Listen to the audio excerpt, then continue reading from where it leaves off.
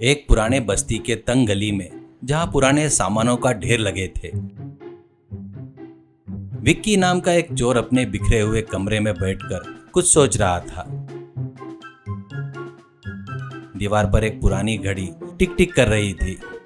खिड़की के पास छोटे से घोंसले में लैला नाम की एक कबूतरी उग रही थी। विक्की को यह कबूतर तब मिला था, वह किसी घर में चोरी करने गया था और वहां पर घायल पड़ा था।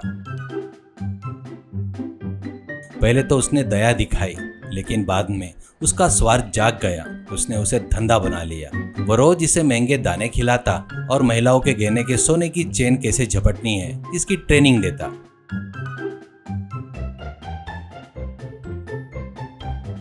देखो लैला, बाहर की दुनिया बहुत गंदी है। सब एक दूसरे को धोखा दे रहे हैं। हम बस अपना काम सफाई से करेंगे। तुम्हें उड़कर जाना है। औरतों के गलों में से जो लाल हरी चेनें चमकती है उन्हें पकड़कर यहाँ ले आना है। तुम्हें कोई पुलिस नहीं पकड़ सकती, कोई ट्रैफिक सिग्नल नहीं रोक सकता।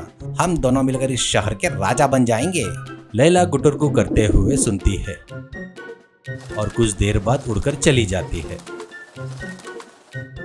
और कुछ देर में ही एक सोने की चेन अपने मुंह में पकड़कर विक्की के हाथ में लाकर देती है। विक्की उछलकर खुश होकर, अरे वाह, क्या चमक रही है लैला। तुम सिर्फ कबूतर नहीं, मेरी उड़ती हुई एटीएम मशीन हो। कल उस बड़े दुकान की पत्नी मंदिर जाएगी। उसकी 3 लड़ियां वाली चेन पर नजर रखना। अगर उसे ले आई तो तुम्हें स्पेशल बादाम की पार्टी दूंगा। लैला हर सुबह विक्की का आशीर्वाद लेकर सिर हिलाकर उड़ जाती और शाम तक किसी का मोबाइल चेन छीनकर विक्की के पास ले आती। विक्की बिना किसी मेहनत के अमीर बन रहा था। मुख्य पुलिस स्टेशन। वहां का वातावरण बहुत ही सीरियस था। फैन आराम से घूमते हुए किरकिर की आवाज कर रहा था। इंस्पेक्टर विक्रम सिंह मूंछों पर ताव देते हुए कुर्सी पर बैठा था और बाजू में कांस्टेबल पांडे सिर झुकाकर खड़ा था। मेज पर फाइलों की ढेर लगे थे। पांडे का चेहरा उतरा हुआ था क्योंकि इनकी वजह से उसकी शादी के लिए आया हुआ रिश्ता टूट गया था। अरे ओ सांबा, इस शहर में अजीब से मामले बढ़ रहे हैं। कल एक बुजुर्ग महिला आई थी, कह रही थी कि एक कबूतर उसकी चेन ले गया। कल एक कॉलेज का लड़का रो रहा था कि कबूतर ने उसका आईफोन छीन लिया। कबूतर में इतनी हिम्मत कहां से आई? इसके पीछे जरूर कोई शातिर दिमाग है। पांडे दुखी होकर, सर, उस कबूतर को पकड़ना हमारे बस की बात नहीं है। मेरा तो प्यार ही अधूरा रह गया। अब कबूतर भी प्यार में पड़ जाए तो शायद पकड़ा जाए। मेरी प्रेमिका ने मुझे छोड़कर पड़ोस के लड़के से शादी कर ली। घर वालों को देखा सो रिश्ता को इनकार नहीं कर पाए। मुझे प्रेमियों और प्रेमी की बहुत इज्जत है सर। हमें उस चोर कबूतर को प्यार से ही काबू करना होगा। अरे ओ सांबा, अपनी लव स्टोरी बंद कर और मेरा प्लान सुन। एक स्मार्ट नर कबूतर लेकर आओ। उसका नाम मजनू रखो। वह जाकर उस चोर कबूतर लैला को अपने प्यार के जाल में फंसाएगा। जब कबूतर प्यार में पड़ता है तो दुनिया भूल जाता है। तब हम उसे पकड़ लेंगे। सर, मेरे पास एक बहुत सुंदर कबूतर है। उसका नाम आज से मजनू रख देता हूँ। वह पक्का लैला का दिल जीत लेगा। मुझे प्रेमियों की कदर है सर। अगर वो मिल जाए तो उनको देखकर मुझे बहुत खुशी होती है। एक पुराना पार्क जहाँ पक्षी चहचहा रहे थे। लैला एक डाल पर बैठकर अपने शिकार का इंतजार कर रही थी। तभी मजनू की एंट्री होती है। मजनू के पंख सफेद और सुंदर थे।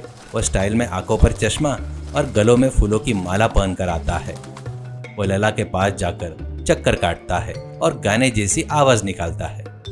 लैला पहले तो ध्यान नहीं देती, लेकिन जब मजनू उसे बढ़िया दाने खिलाता है तो वो उसकी ओर खींची चली जाती है। कुछ ही दिनों में लैला और मजनू साथ में आसमान में उड़ रहे थे। मजनू बड़ी चालाकी से लैला को चोरी करने से रोकता है। जब भी लैला किसी की चेन पर झपट्टा मारने लगती, तब मजनू उसे दूसरी ओर लेके चले जाता।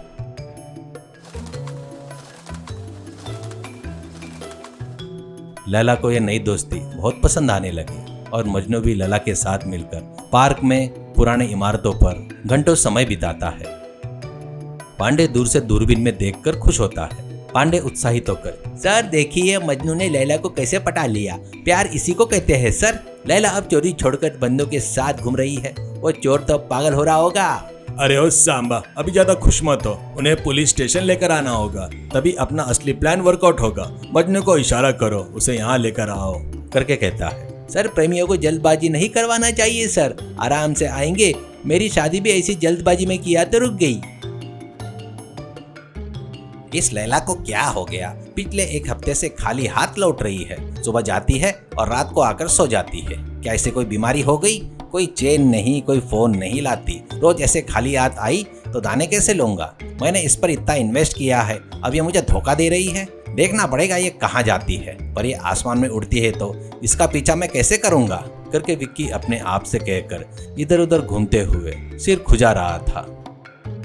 एक दिन लैला घर आती है तो उसके पैरों की तलाशी लेता है कि कुछ नोट वगैरह है क्या, पर कुछ भी नहीं मिलता।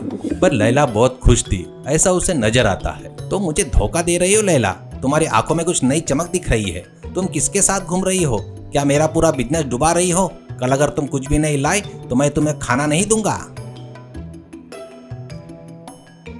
अगले दिन जैसे ही लैला उड़ने लगी, विक्की ने उसके पीछे भागने की कोशिश की, लेकिन लैला तेजी से उड़ गई और विक्की गलियों में दौड़ते दौड़ते थककर गिर पड़ा। अरे यार, ये कबूतर मुझे रास्ते पर ला देगी। मुझे जल्दी ही इसका रहस्य का पता लगाना होगा। मजनू लैला को लेकर सीधा पुलिस स्टेशन में आता है। वहां पर विक्रम सिंह और पांडे उनकी राह देख रहे थे। मजनू लैला को इंस्पेक्टर की मेज पर लेकर आता है तो लैला बगैर डर के मजनू के बाजू में खड़ी हो जाती है। अरे ओ सांबा, देखा क्या मजनू का पावर? वाह मजनू, क्या बात है। तुम लैला को लेकर यहाँ पर आ गए। अब हम लैला के गले में एक छोटा सा GPS ट्रैकर बांध देंगे। ये जहाँ जाएगी वो चोर वहीं मिलेगा। पांडे लैला के गले में ट्रैकर बांधते हुए खुश होता है। लैला विक्की की शेड की ओर उड़ती है। विक्रम सिंह और पांडे पुलिस पीछे पीछे जीप में आती है।